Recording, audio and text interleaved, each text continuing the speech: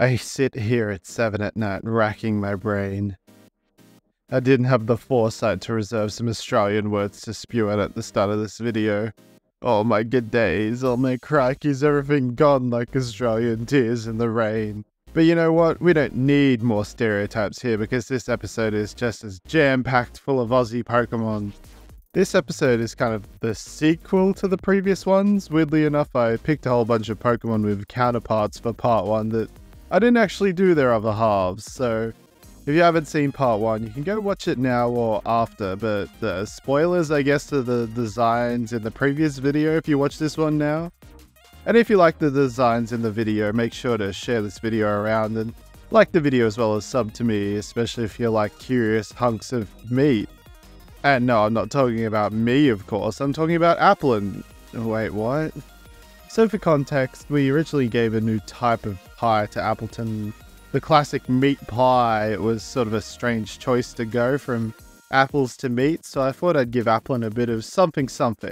Applin has got some amazing luck with their designs, especially in Kitakami and the Indigo disc, so it makes sense to get some love in Astara too. It was difficult to kind of figure out what to do here. Originally I was thinking maybe a maggot sort of creature and some rotting meat, but that's just kind of ew. So instead I went with I guess a slightly less gross version depending, and closer to that of Applin itself.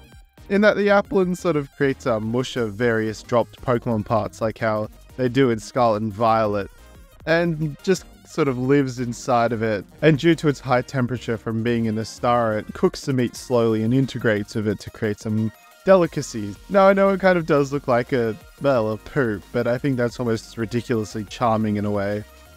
Like you're walking around a star and you look at this thing with its almost satiated expression and go, ew, what is pooplin doing? And then you give it some love and attention to get 2 fun little meat dragons. Yay, meat dragons! Applin, the apple core Pokemon, a fire and dragon type. In Astara, Applins run incredibly hot due to needing to bathe in the sun, and thus can't ever hide within apples. Instead, they gather materials from Pokemon and dissolve it all into a mushy pile that they will dwell in and slowly feast from. Touching Applin isn't exactly recommended due to the scorching heat of their pile, causing extreme burns. Because of this, Applin as its form never really move much and will even go so far to just sit out in the star and desert and sunbathe. Once Applin has devoured their pile, they'll begin an evolution depending on the makeup of the food in the pile. This form of Applin has the abilities White Smoke and Flame Body. Alright, so I didn't want to do Flapple here. Nothing against Flapple really, but all I could think of was it flapping around by holding 2 stakes in its hands, and well, funny and so stupid, I just couldn't. And instead I went towards the enemy of the meat pie. A battle both scholars and tradies to this day spend heated discussions about. I'm talking about the battle between the meat pie and the sausage roll. I wanted to keep that general feel of it being closer related to Flapple than Appleton, with some small details, but I knew I wanted it to be crustier and rollier. It takes on a bit more of a weirder shape, almost like it's literally wrapped up in its own crusty blanket. Oh, why do I keep doing this? This is what happens when you write at 7 PM, folks. I wanted it to definitely feel out there too, with it having 6 legs, even though, for the most part, this thing would just roll around like a log, leaving crusty yet delicious flakes everywhere. Like just a real nasty boy. I guess due to the inherent shape of the roll too, he is a pretty chunky boy. Much like how Appleton had steam that would sort of look like flappy little wings, this Pokemon has a single bit of steam that looks a bit like a flowing ridge down the spine of it. Also, just so I can flex my goofy names as I was on a roll this video, its name is Snaglin, based on what people call sausages in Oz. Snags. Snaglin, the sausage roll Pokemon, a fire and dragon type. When Applin is introduced to a certain food, it evolves into the Astaran-only Snaglin, a strange Pokemon with many legs and a tough outer shell. A popular Astaran Pokemon due to it inspiring many bakers to create food based off the shape of Snaglin, which has gained widespread popularity, especially with builders for its ease of eating and flaky outer crust. Snaglin constantly exudes high temperatures around it, and can even create blistering heat balls to attack enemies and roast them instantly, for a quick snack for Snaglin. Snaglin have the abilities Flame Body and Weak Armor. I also gave Snaglin a new signature attack called Heat Ball, a 60 base power 90 accuracy special fire type attack.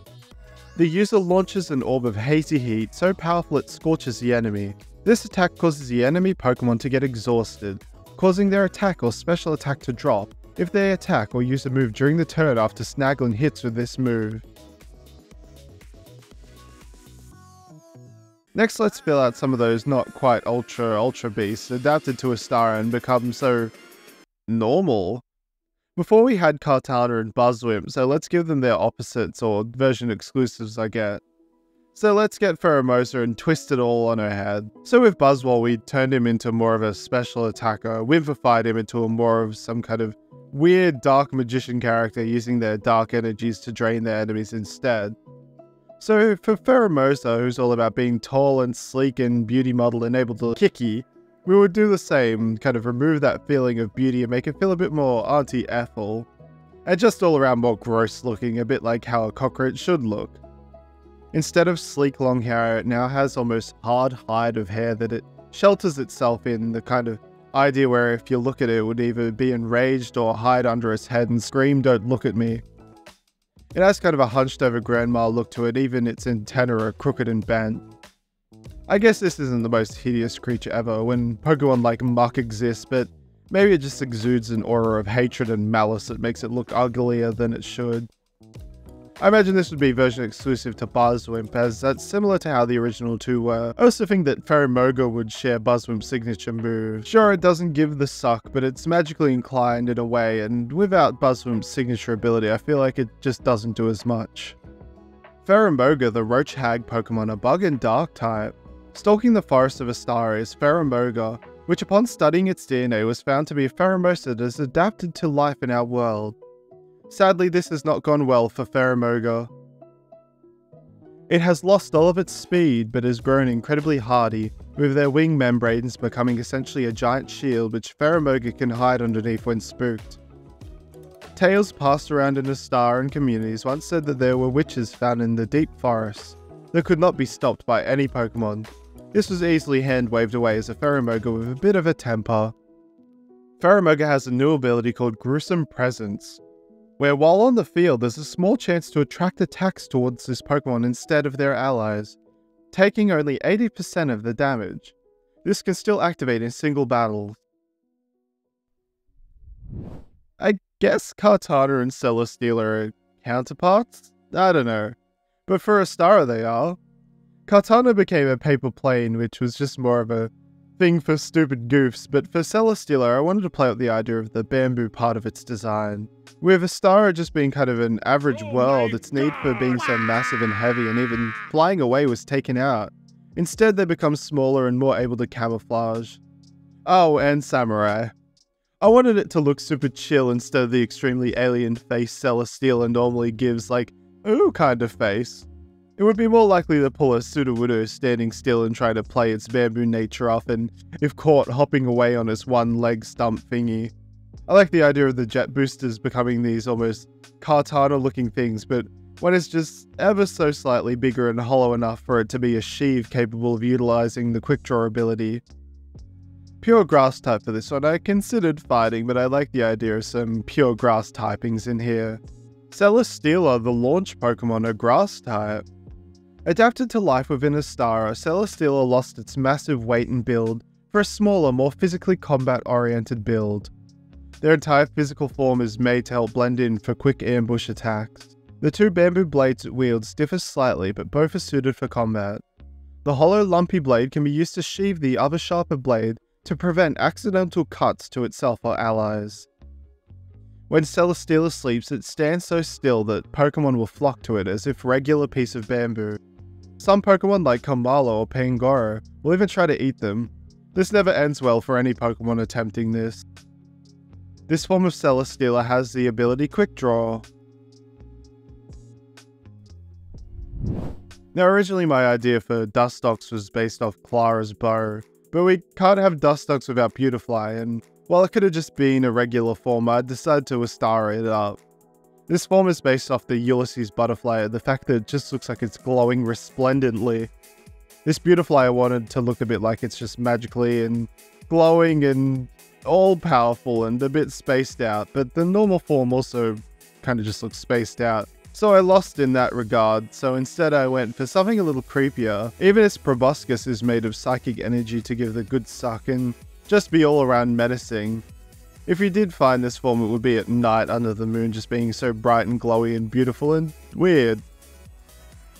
Beautifly, the butterfly Pokemon, a bug and fairy type. A star and Beautifly can usually be found on moonlit nights in fields, gaining strength by absorbing the moon's glow. The brighter a Beautifly is, the stronger they are. The large pale eyes are quite sun sensitive, but provide amazing night vision which helps it hunt down prey sleeping during the late hours. It will sneak up on its prey with silent wings and then envelop them with its energy proboscis, draining their life force. It isn't picky on who it drains, so it's recommended to not go to sleep alone out in the fields, where the Star and Beautifly hunt. While one won't cause much trouble, a swarm can spell the end for you. This form of Beautifly have the abilities Forewarn and Shield Dust. I did a whole video on old mate Dingladius training baby Pokemon to become steely hard forms, and then evolving into new Pokemon. Like Smoochum just being better in all ways and then evolving into Rinks, are still an Ice type, but I do agree we are missing a very important Gen 2 baby Pokemon. We have Smoochum, we have Magby. Where's that damn electrical socket Pokemon? Oh wait, dang, it's already changed. Let's meet Steely Hard Elekid. I did want to keep the electrical socket idea here and be a bit of a scamp and make this form into the Australian regional form electrical socket, so that you can use them here. But there's a bit of a twist here, I won't spoil it before it evolves, but feel free to have a guess on what the theme will be going forward.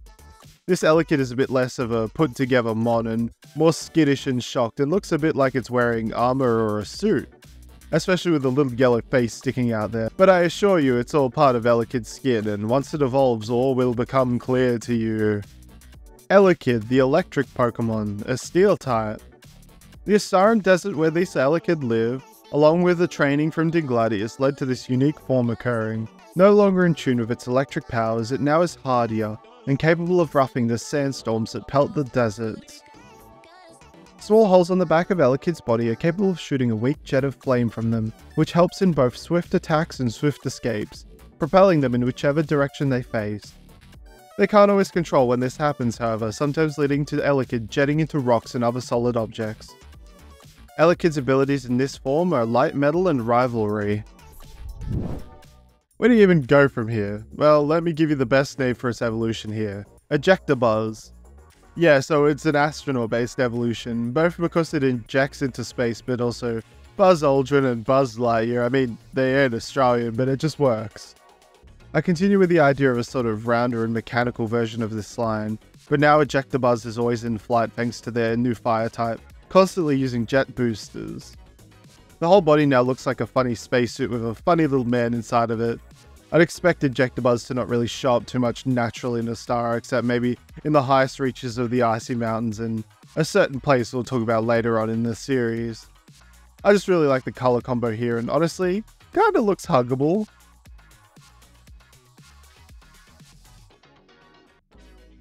Ejectabuzz, the Thruster Pokemon, are Steel and Fire type.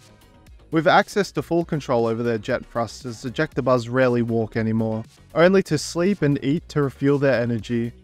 They eat minerals and charcoal which they will make themselves to keep themselves going. Their body is made of a tough alloy that helps with both the desert sandstorms and crashes. Scratches and dents are rarely sustained in their body, which keeps trainers quite enamored with their pristine, clean body. Ejectabuzz help with various low-altitude occupations such as search and rescue and emergency repair operations, but due to their need to breathe, actually aren't great for space missions. Ejectabuzz abilities are Levitate and Steam Engine. Time to round it out the video with something a star sorely needs, a Meowth form. What's a good new region without a Meowth form, and did you know that Australia has its own form of cat? Well, sort of.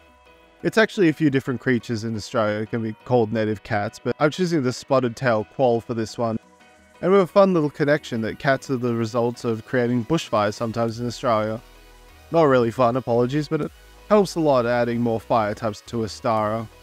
This Meowth is taller and longer with a bit of a cheeky streak to it, and doesn't need a poker coin or yen on this Meowth, but no, we have the classic Australian 50-cent coin embedded into that funny little head of the boy, which I even gave purpose to. To complete the look of the bushy brush tail, this Meowth has got a massive jet of fire for a tail instead. They'd used to start those pesky bushfires. As I finished up the design, I thought something was missing from the design. It was the head whiskers, which I decided to add, and that was what really brought it all together. Meowth, a Starin form, the Scratch Cat Pokemon, a fire type. It isn't quite known why a Starin Meowth is this way. One leading theory is to help with their hunting method, but that seems like an over-the-top adaptation. When ready to hunt, groups of Meowth will stand at key locations and cause fires to cause maximum damage and force Pokemon out of their homes. Once the fires go down, the Meowths will hunt weakened Pokemon before they have a chance to recover. The coin-like shape on their forehead is to help with judging temperatures. If the metal gets too hot from being close to fires, Meowth will have to stay away till the area has cooled down. This form of Meowth have the abilities Flash Fire and Flame Body. I like the evolving of Meowth into something completely different. I love Galarian Meowth so much. Berserker not as much, but still a fun design. This plays up the Megafauna idea with making this form of Meowth larger and just overall more of an absolute unit. It's a wildfire on legs and has much more of an ogre-like look to it. It's so hot that the coin its head just fully melted onto the skull, which I guess means it can bonk heads with the likes of Cranidos now. I actually imagine Pursuit walking around like those cats that have underdeveloped front legs, sort of dinosaur-like. This evolution would be kind of a big stupid brute using its fire to hunt Pokemon with its pack of Meowth. I don't have a pure type this time around with the fire type. I think that's a given for Meowth forms at this point, and I kind of love that. Pursuit, the native cat Pokemon, a fire type. Due to the rarity of this Pokemon, many thought it to be a different species unrelated to Meowth, but lately, thanks to the increase in wildfires, Pursuit have started showing themselves more and more.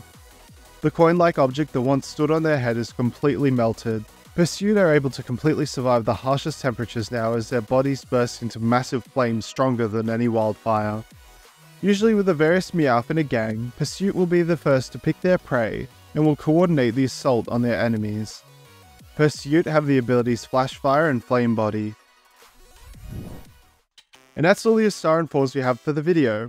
Again, make sure to comment what you think of the designs and if any are being added to the team.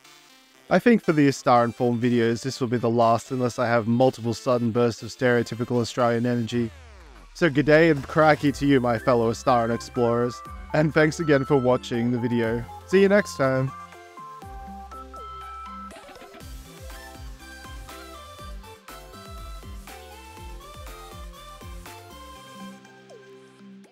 What rolls downstairs, a motor and pairs, rolls over your neighbor's dog? What's great for a snack and fits on your back? It's all